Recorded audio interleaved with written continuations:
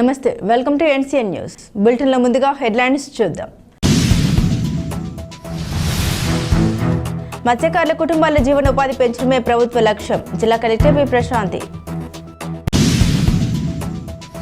మత్స్యకారు కుటుంబాల జీవనోపాధి ప్రమాణాలని పెంచే దిశగా వారిలో సాంకేతిక కూడిన వృత్తి నైపుణ్యాన్ని పెంచి మత్స్య సంపదకు మార్కెట్ సౌకర్యం కల్పించడం జరుగుతుందని జిల్లా కలెక్టర్ పి ప్రశాంతి అన్నారు. ప్రపంచ మత్స్య దినోత్సవం సందర్భంగా ధవళేశ్వరం కాటన్ బ్యారేజ్ సమీపంలో కలెక్టర్ పి ప్రశాంతి అధికారులతో కలిసి 35 లక్షల చేప పిల్లల్ని గోదావరి నదిలో వదిలారు. అనంతరం జిల్లా కలెక్టర్ పి ప్రశాంతి మాట్లాడారు.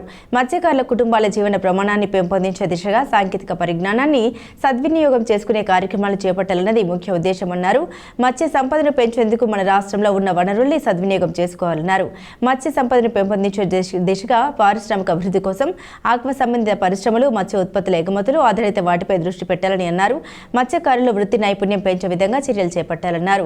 మత్స్యకారులు వేటాడి తీసుకొచ్చిన మత్స్య సంపదను మెరుగైన ఫలితాలు సాధించే విధంగా అప్గ్రేడ్ చేస్తూ మార్కెట్ సౌకర్యాన్ని కల్పించే విధంగా చర్యలు చేపట్టాలని జిల్లా కలెక్టర్ పి ప్రశాంతి తెలిపారు. ఈ కార్యక్రమంలో జిల్లా మత్స్య శాఖ అధికారి పి కృష్ణారావు, తహసీల్దార్ పివి కుమార్, ఎంపీడీఓ శ్రీనివాసరావు, డిఎఫ్సిఎఫ్ ఎం సత్యబాబు, ఆర్ట్స్ కళాశాల ఫ్యాకల్టీ కె దుర్గారావు, రవితేజ, రఘువేర్, విద్యార్థులు, మత్స్యకారు సంఘాలు, ప్రజా ప్రతినిధులు, మత్స్యకారులు తదితరులు పాల్గొన్నారు.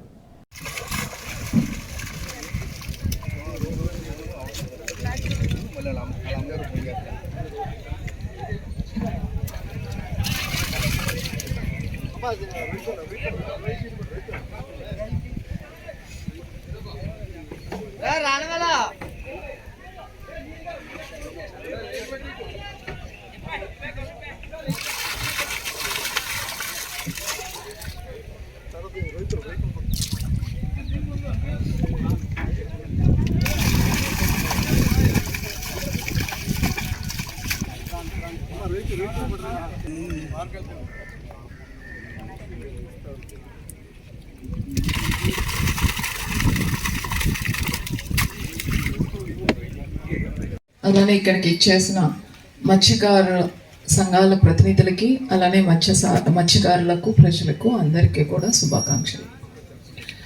సో ఈరోజు మనం చేసుకున్న కార్యక్రమానికి ఒక ప్రాముఖ్యత ఉంది, ఒక ముఖ్య ఉద్దేశం కూడా ఉంది.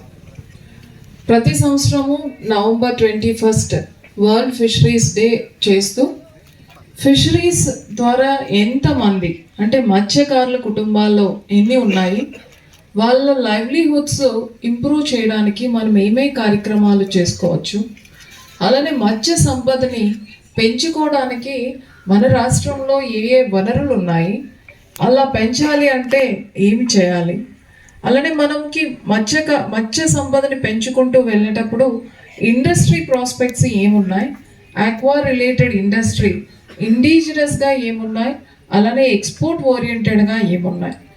ఈ 3 కార్యక్రమాలు చేస్తూనే వాళ్ళలో స్కిల్ ఇంప్రూవ్ చేయాలి అని అంటే మత్స్యకారులతో పాటుగా మత్స్యకారులు వేటాడి తీసుకొచ్చిన మత్స్య సంపదని కూడా మనం బెటర్గా అప్గ్రేడ్ చేసి మార్కెట్ చేయాలి అని అంటే మనం అవలంబించాల్సిన పద్ధతులు ఏంటి అని దానికి సంబంధించిన అకాడమిక్ క్వాలిఫికేషన్స్ కూడా మనం ఇంప్రూవ్ చేసుకుంటూ మరికొందరు విద్యార్థులను కూడా తయారు చేసే ఉద్దేశంతో చాలా ఆస్పెక్ట్స్ని మనం మిళితం చేసుకుంటూ ప్రతి ఇయర్ కూడా ఈ కార్యక్రమాన్ని మనం చేయడం జరుగుతుంది. సో డిపార్ట్మెంట్లో ఏం యాక్టివిటీస్ జరుగుతున్నాయి, డిపార్ట్మెంట్ యాక్టివిటీస్ అన్నీ కూడా ప్రజలకి అందుబాటులో ఉన్నాయా లేదా, ఎవరైతే దీని మీద లైవ్లీహుడ్లో ఉంటున్నారో అంటే ఎవరు లైవ్లీహుడ్ అయితే దీని మీద డిపెండ్ అయి ఉంటుందో వాళ్ళకి కావాల్సిన సహాయ సహకారాలు అందుతున్నాయా లేదా, అలానే మనము ఈ ఆక్వా ఫీల్డ్ని మరింత డెవలప్ చేసుకోవాల్సి వచ్చేటప్పుడు దానికి సంబంధించిన student community, educational institution communities, అలానే రీసెర్చ్ ఇన్స్టిట్యూషన్ ఏవైతే ఉన్నాయో వాటిని కూడా మనం కెపాసిటీ బిల్డింగ్ చేసుకుంటూ వెళ్తున్నాం. మీరు ఇక్కడ చూస్తే ఈరోజు ఒక స్టూడెంట్ గ్రూప్ ఉన్నారు. సో వాళ్ళందరూ కూడా దీని గురించే ఫిషరీస్ గురించే చదువుకుంటున్నారు. ఫిషరీస్ని ఫర్దర్గా ఎలా డెవలప్ చేయాలి అనేది కూడా వాళ్ళు చదువుకునే దాంట్లో ఒక పార్ట్గా ఉంది. గతంలో చూసుకుంటే మనం ఓన్లీ న్యాచురల్గా దొరికిన దాన్ని మాత్రమే హార్వెస్ట్ చేస్తూ ఉండేవాళ్ళం. సో అలా కాకుండా ఇప్పుడు మనము ఆ గ్రోత్ని పెంచడానికి ఇప్పుడే మనం ఈరోజు 35 lakhs ఫింగర్లింగ్స్ వేసుకున్నాం. సో నెక్స్ట్ ఇయర్ ఇంకా కొంచెం ఎక్కువ వేస్తాం.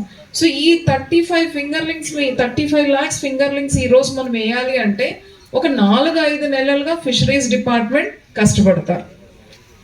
వాళ్ళు ప్లానింగ్ చేసుకొని వాళ్ళు కష్టపడి అది ఇస్తే మనకు ఒక 6 months తర్వాత మీరు వేటాడడానికి అనువుగా.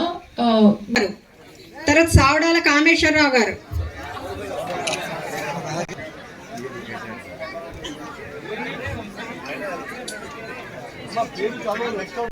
గొంతి లక్ష్మణరావు గారు, ప్రెసిడెంట్ గొంతి లక్ష్మణరావు గారు,